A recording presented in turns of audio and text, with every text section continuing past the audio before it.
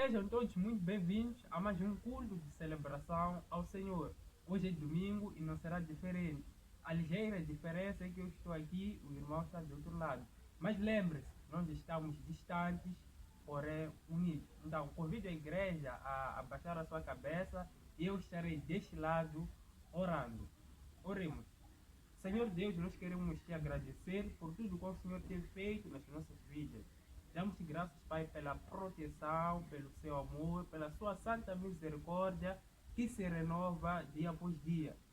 Quero orar a Deus entregando este tempo que nós teremos culto e pedindo para que o Senhor Deus possa nos ajudar de modo que nós possamos oferecer ao Senhor um culto bom e agradável por meio do louvor e por meio da sua palavra. Ajuda, Senhor Pai, para que tudo aquilo que nós iremos ouvir aqui, nós possamos buscar praticar, que isso venha a moldar as nossas vidas e que nós partilhemos com os outros. Em nome do Senhor Jesus, eu oro agradecido. Amém. Kukongela kananzia kanzinyika matimba nzivula vula nayo yahlamula esiwundleni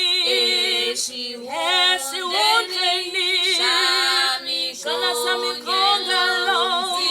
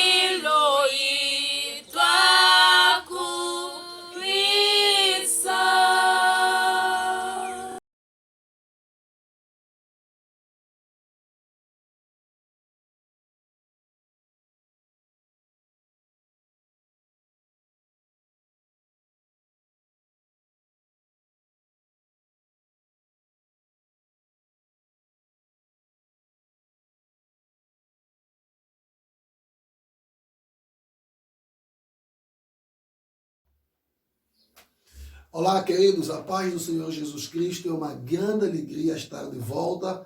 Depois de um tempo aqui de pausa, estamos de volta para juntos darmos início a uma nova série que, na verdade, ela é continuidade daquilo que temos vindo a estudar a respeito da soberania de Deus.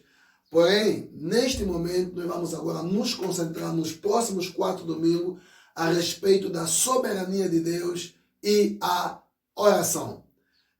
Nós sabemos que é um assunto extremamente difícil de lidar com ele. Se Deus é soberano, sabe todas as coisas, mesmo antes de nós pedirmos, Ele já sabe, disse o Senhor Jesus, por que nós precisamos orar.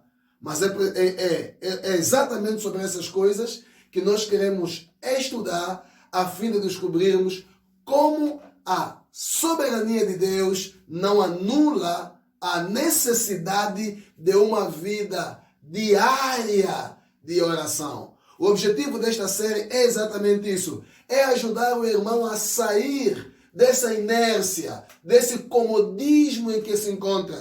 E especialmente nesses dias, em função do distanciamento social, muitas pessoas também se distanciaram-se de Deus, como se Deus estivesse longe ou está restrito a um determinado lugar, no caso, a casa de oração. Então o objetivo é ajudar o irmão a despertar, a levantar e a dedicar-se a uma vida de oração e não a momentos de oração. A vida pública de oração, ela tem o seu lugar, mas é preciso entender que ela é mantida através da vida privada de oração. Ou seja, a vida privada de oração é o combustível para uma vida de oração. Mas antes que a gente aprofunde sobre isso, eu gostaria que tomássemos um tempo orando. Vamos orar.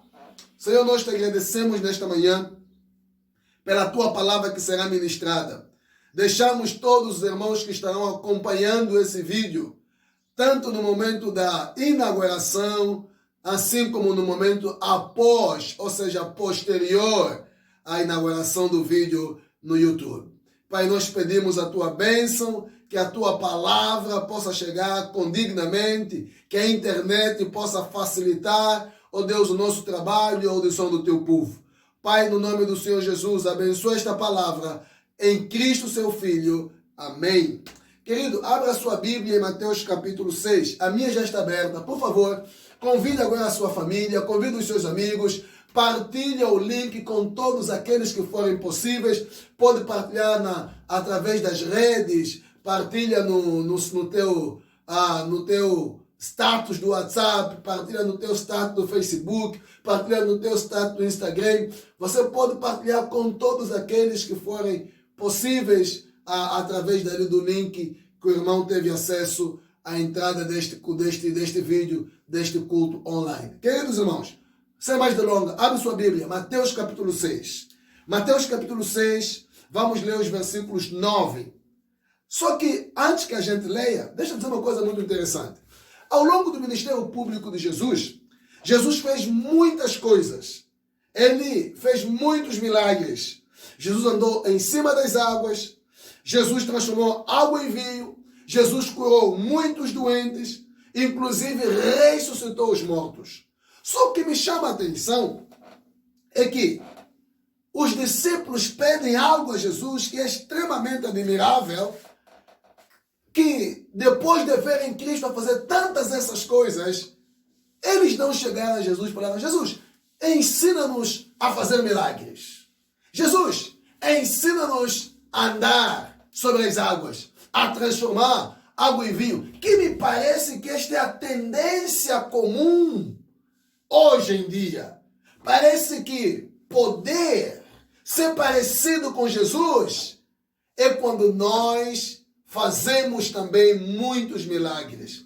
Mas olha aqueles que andaram com Jesus. Qual foi o pedido, ou seja, o que realmente eles pediram que Jesus os ensinasse?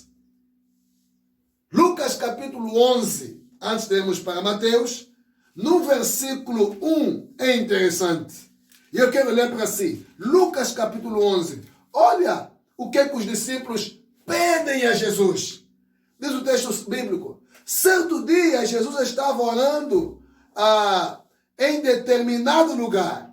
Tendo terminado, um dos seus discípulos lhe disse: Senhor, ensina-nos a orar, como João ensinou aos discípulos dele. Não é interessante isso? Por que eles não pediram que Jesus os ensinasse a fazer outra coisa? Pediram exatamente que Jesus os ensinasse a orar. Eu tenho por mim que, muito provavelmente, muito possivelmente, ou seja, eles viram tanto Jesus a orar do que talvez a fazer qualquer outra coisa.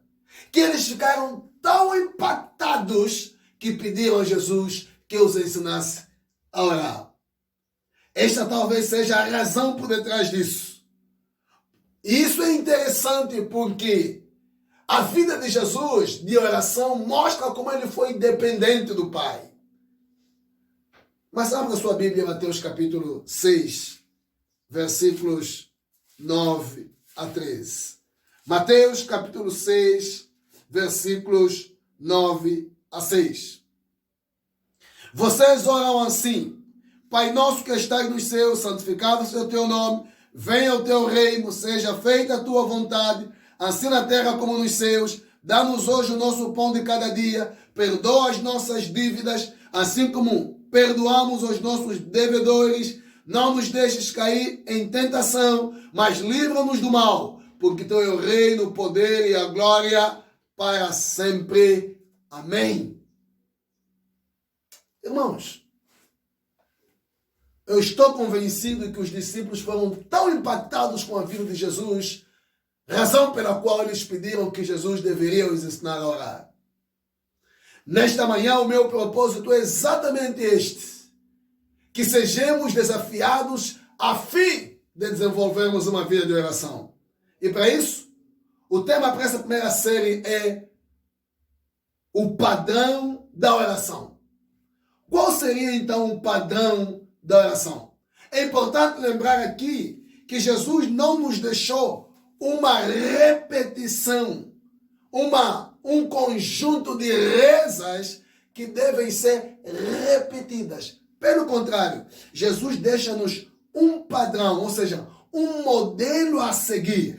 Jesus deixou um esboço de assuntos que devem ser prioridades em nossa vida de oração.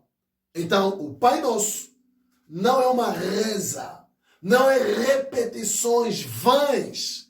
O Pai Nosso é, de fato, um padrão, um modelo de oração a ser seguido. Desta feita, o que e como deveria ser a nossa oração? Vamos lá. Primeiro ponto, então, é exatamente isto. O Pai, ou seja, Pai Nosso. No capítulo 6, versículo 9, Jesus começa dizendo: Pai Nosso que estás nos céus. A palavra Pai era a forma básica, não era a forma básica, não era a forma básica como os judeus se apresentavam a Deus. Como aquela comunidade da antiga aliança dirigia-se à pessoa de Deus. O termo Pai quase nunca era usado para falar-se com Deus ou dirigir-se a Deus no Antigo Testamento. Todavia, neste modelo de oração, Jesus está fazendo uma grande inovação revolucionária. De tal modo que ele está impondo, ele está trazendo uma reforma, está sendo imposta. E esta reforma é a intimidade. Então, neste modelo de oração, Jesus está nos levando para a intimidade com o Pai.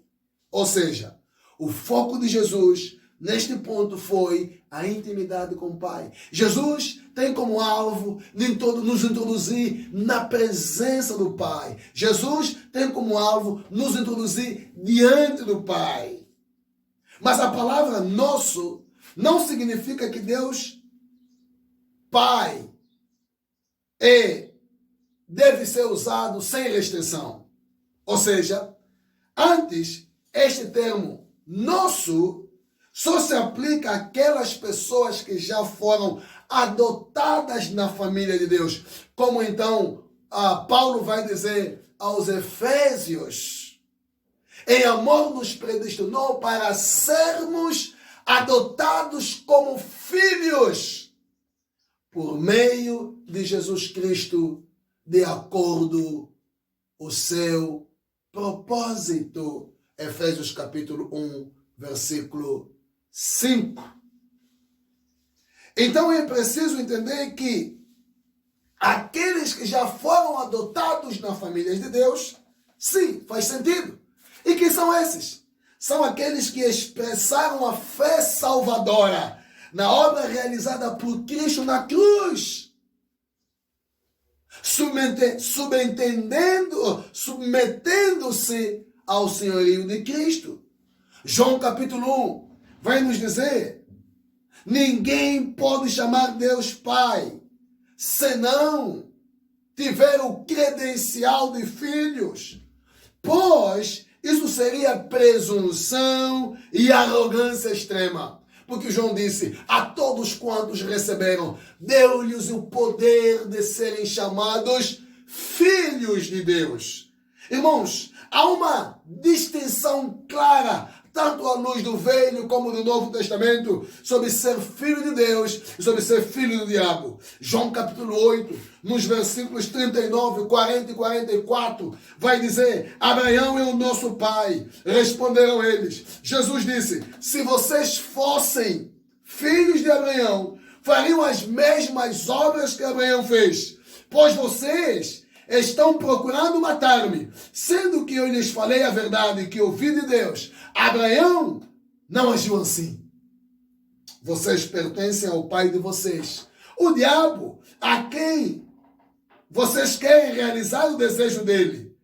Ele foi homicida desde o princípio e não se apegou à verdade, pois não há verdade nele. Quando mente, fala a sua própria língua, pois é mentiroso e pai da mentira. Há apenas duas famílias em toda a terra. E todas as pessoas pertencem ou a uma ou a outra. Quem são os filhos de Deus à luz do Novo Testamento? Romanos capítulo 8, versículo 14, Paulo vai nos dizer: porque todos os que são guiados pelo Espírito são filhos de Deus. Ou seja, a única razão de você chamar Deus de Pai é quando você se torna filho de Deus, através de Jesus Cristo, quando você é adotado na família de Deus. Sendo assim, o Espírito Santo passa a morar em você e você se torna então filho e filha de Deus. Pois Deus não tem enteado, Deus não tem sobrinho, neto. Ele é pai e simplesmente. E a pergunta então para você nesta manhã é: o irmão possui esta característica? Sua vida é guiada e orientada pelo Espírito Santo de Deus? Dentre muitas coisas, a vida de oração é um indicador firme de que estamos sendo guiados por Deus ou não. Em outras palavras, somos de fato filhos de Deus ou não?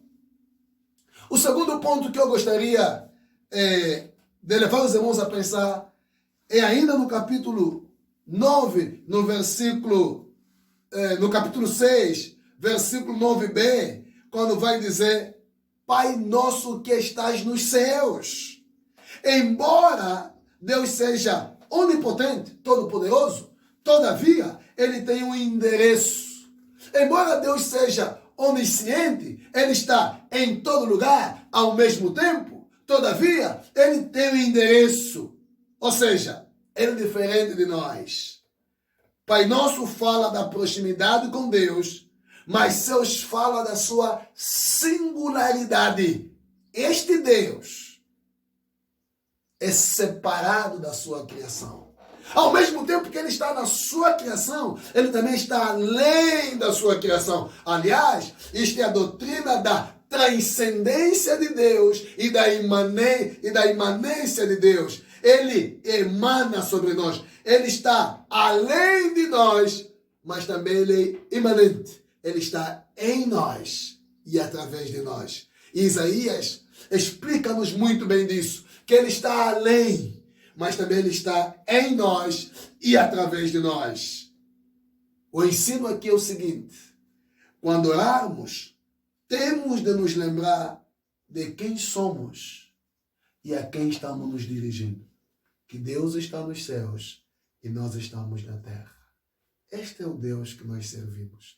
Este é o nosso Pai, que está além de nós, mas também está em nós e está conosco. Ele é transcendente, mas também ele é emanente. Ele vive em nós. Ele é o nosso Emanuel. O nosso terceiro ponto, então, seria: santificado seja o teu nome. Aí no versículo 9, esse texto deixa claro que Deus é santo. Deus é puro e nós somos contrário dele. Ele é perfeito, nós somos imperfeitos. Isso significa que Deus é totalmente outro, diferente de nós. Isso significa que a principal prioridade do cristão deve ser ver o nome de Deus mantido santo. O cristão tem que buscar zelo pela santidade do nome de Deus.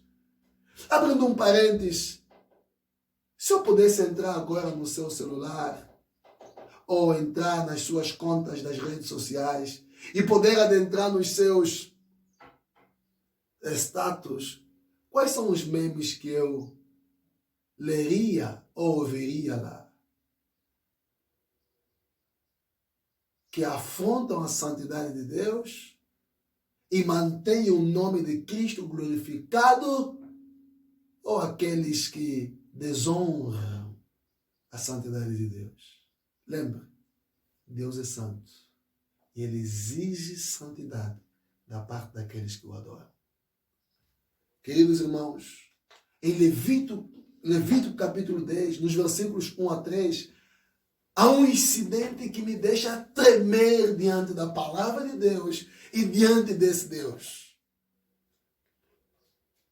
Nadab e Abiú, filhos de Arão, pegaram cada um o seu incensário, nos quais acenderam fogo, acrescentaram incenso e trouxeram fogo profano perante o Senhor, sem que tivessem sido autorizados. Então saiu fogo da presença do Senhor e os consumiu. Morreram perante o Senhor. Moisés então disse a Arão: foi isto o que o Senhor disse: aos que de mim se aproximam, santo me mostrarei. À vista de todo o povo glorificarei, glorificado serei. Arão, porém, ficou em silêncio. Este é o nosso Deus. Deus é extremissimamente santo. Aliás, não existem adjetivos na língua portuguesa pelas quais podemos classificar a santidade deste Deus. O que aconteceu é que Abiú e Nadab, seu irmão, fizeram aquilo que Deus não autorizou. Irmãos, não brinca. Este é o mesmo Deus, ele não mudou. Ele continua sendo o mesmo. Ele requer de nós santidade e pureza de vida. Em Ezequiel capítulo 36, versículo 22, o texto bíblico fala: por isso diga à nação de Israel, assim diz o soberano Senhor: não é por causa de vocês, ó nação de Israel, que vou fazer essas coisas, mas por causa do meu santo nome, o qual vocês profanaram entre as nações para onde foram. Deus traria Israel de volta, não por causa de Israel, mas por causa do nome dele, que é santo. Uau! O nome de Deus é uma expressão do que ele é. Somos portadores da imagem de Deus. E onde Deus não é respeitado, é inevitável que os portadores da sua imagem também sofram e percam o respeito. Honremos a Deus Isto vai significar viver uma vida mais digna. O nosso quarto ponto, então, venha o teu reino. O reino de Deus é o tema principal nas Escrituras. É o principal pensamento dos ensinos e pregações de Jesus. Ele veio exatamente para cumprir aquilo que João Batista nos fala em Mateus capítulo 2, capítulo 3, versículo 2. Ele dizia: arrependam-se porque o reino dos céus está próximo. É preciso lembrar que Jesus, em todos os seus ensinos e pregações, não estabeleceu princípios éticos vazios para se viver. Pelo contrário, ele estabeleceu um estilo de vida dos redimidos, um estilo de vida de como se deveria viver dentro do seu reino. Por isso, o céu não duvida dele. Os cristãos devem orar pela manifestação e a vinda do reino de Cristo Jesus. Essa é a nossa oração, é a nossa responsabilidade. Mostrar lealdade ao rei e ao seu reino. As pessoas não podem adivinhar a quem nós pertencemos. Ao olharem para nossas vidas, elas devem concluir: Lava e Vashiquempo. Estes aqui são de Deus, pertencem ao Senhor. O nosso ponto 5, então, seria: faça a tua vontade. Essa é a terceira súplica. E a ideia aqui é simples. É a súplica pelo cumprimento da vontade de Deus. É que Deus nos dê um coração mais sensível em cumprir a sua vontade. Oh Deus, faça a tua vontade. O nosso sexto ponto seria: assim na terra como nos céus. Irmãos queridos, nos céus os anjos fazem o que Deus quer e deseja. Mas o povo de Deus são os únicos que têm dificuldade de temer. Mas nos céus os anjos não têm dificuldade disso. Os pássaros não têm dificuldade disso. A natureza não tem dificuldade disso. A Bíblia nos mostra que a natureza e tudo que existe proclamam a glória do Senhor. Apenas eu e você, seres casmurros e difíceis, temos dificuldade de obedecê-lo como no céu. O nosso sétimo ponto: o pão de cada dia dá-nos hoje. Deus supre necessidades sempre e às vezes capricho. A semelhança do povo de Israel, sempre que deixarmos de agradecer a Deus, vamos murmurar. E por fim vamos ter prazer no mundo e nos esquecermos dos sofrimentos e começarmos a fazer exigência para Deus, como se Deus tivesse alguma obrigação conosco. Olha para Números capítulo 11, nos versículos 18 a 20. Diga ao povo Moisés: congregam-se para amanhã, pois vocês comerão carne. O Senhor os ouviu quando se queixaram a ele, dizendo: se tivéssemos carne para comer, estávamos melhores no Egito. Agora o Senhor lhes dará carne e vocês a comerão. Mas não é simplesmente isso. Vai mais a fundo o texto. Vocês não comerão carne apenas um dia, ou 2 dias, ou 5, ou 10, ou 20, mas um mês inteiro, até que lhes saia carne pelo nariz. E vocês tenham nojo dela, porque rejeitaram o Senhor, o que está no meio de vocês, e se queixaram a Ele, porque saímos do Egito. Cuidado com a insatisfação da alma. Lembre, Deus sempre satisfaz as nossas necessidades. Roupa é necessidade. Você está andando nu? Comida é necessidade. Você já morreu à fome? Já? Habitação? Você vive na rua? Aprenda a ser mais grato pelas coisas que Deus tem feito. Peça menos. e agradeça mais. Cuidado com a ingratidão, porque ela é a mãe da incredulidade. O nosso 8º ponto. Perdoa-nos as nossas dívidas, assim como nós temos perdoado aos nossos devedores. Este é um princípio perigoso, porém verdadeiro no Novo Testamento. Quem foi salvo pela graça de Deus, a única prova e evidente de que ele foi salvo pela graça é oferecer graça aos outros. Mateus capítulo 18, nos versículos 23 a 35, conta-nos a história do servo impenitente, imperdoador. E Jesus Cristo, contando aquela parábola, termina claramente que aqueles que perdoam devem perdoar. Em Lucas capítulo 17, versículo 10, Jesus conta a mesma parábola e vai deixar claro que, depois de termos feito isso, ou seja, perdoar aqueles que nos ofenderam, ainda assim devemos lembrar que somos servos inúteis, porque fazemos apenas aquilo que nos mandaram. Lembre, algum patrão deveria agradecer por obrigação, pelo fato de seu empregado ter cumprido a sua missão? Claro que não. Assim somos nós. Cristo é o nosso patrão. E tudo que fizermos para Ele ou para as outras pessoas não passa da nossa obrigação. Por isso, o resumo é: pessoas perdoadas perdoam as outras pessoas. Não ousamos afirmar que possuímos a vida e a natureza de Cristo e ao mesmo tempo falharmos em exibir a vida e a natureza de Cristo. Se você foi salvo, então você tem a vida e a natureza de Cristo em você. Se você tem a vida e a natureza de Cristo em você, então, por favor, exiba isto, perdoando as pessoas que têm te perdoado. Nosso 9º ponto e último: não nos deixe cair em tentação, mas livre-nos do mal. Deus não tenta ninguém, queridos. Deus prova.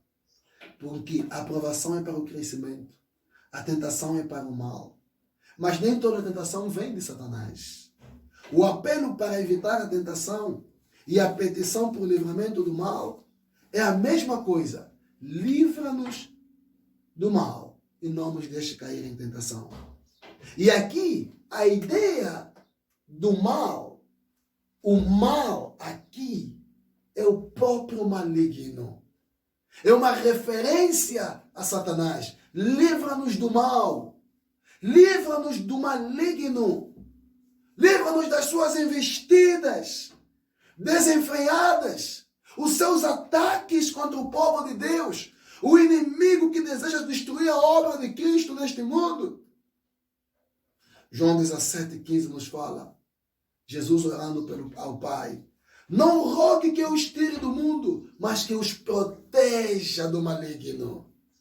E em Lucas 22, 31, 32, Jesus Cristo exclama dizendo: Simão, Simão, Satanás pediu vocês para peneirá-los como trigo. Este é o desejo dos malignos. Nos peneirar, nos triturar, ou alcançar mazumana, como as mamanas fazem com mazumana. É isso que o diabo quer fazer conosco. Ele quer nos triturar como se tritura o amendoim, como se tritura o milho. Mas Jesus Cristo nos dá aqui algo que nos deixa com muita esperança. Mas eu orei por você.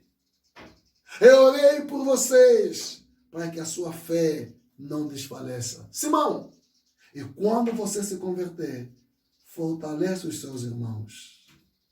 Grande é a batalha. Mas podemos vencer por meio da oração, como o nosso Senhor Jesus Cristo.